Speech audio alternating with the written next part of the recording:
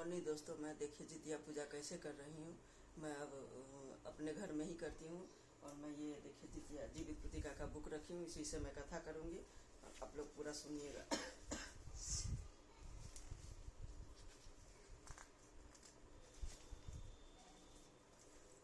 प्रेम से बोलिए जितवाहन भगवान की जय।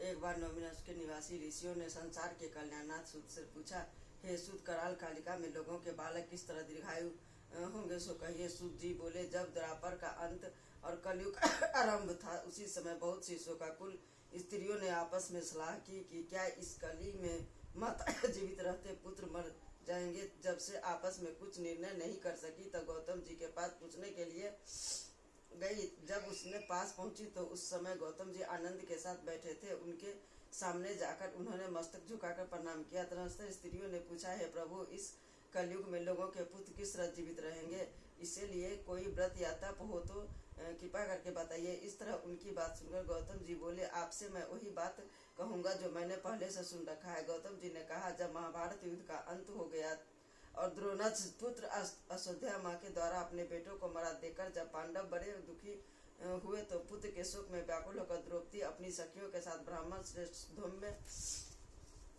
के पास गई और उसने धौम्य से कहा, हे विपेंद्र, कौन सा उपाय करने से बच्चे दीर्घायु हो सकते हैं, कृपा करके ठीक ठाक कहिए।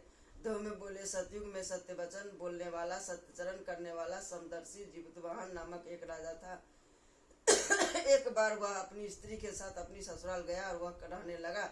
एक दिन आंधी रात के समय पुत्र के शोक में व्याकुल कोई स्त्री रोने लगी, क्योंकि वह अपने बेटे के दर्शन से निराश हो चुकी थी। उसका पुत्र मर चुका था।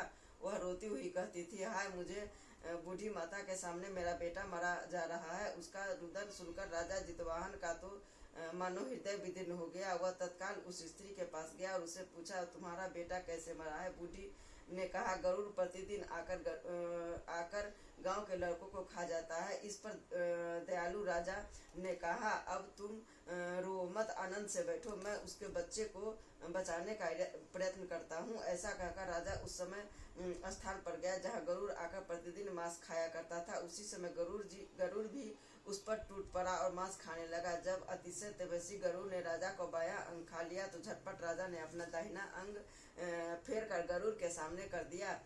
यह देखकर गरुड़ जी ने कहा, तुम कोई देवता हो, कौन हो तुम, मनुष्य हो तो नहीं जान पड़ते। अच्छा, अपना जन्म और कुल बताओ।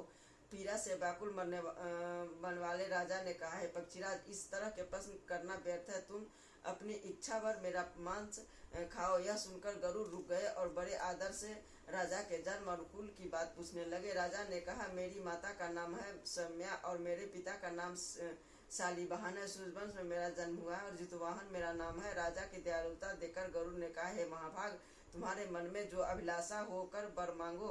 राजा ने कहा, हे पक्षीराज, यदि आप मुझे वर दे रहे हो तो वर दीजिए कि आपने अब तक जिन प्राणियों को खाया है वह सब जीवित हो जाए।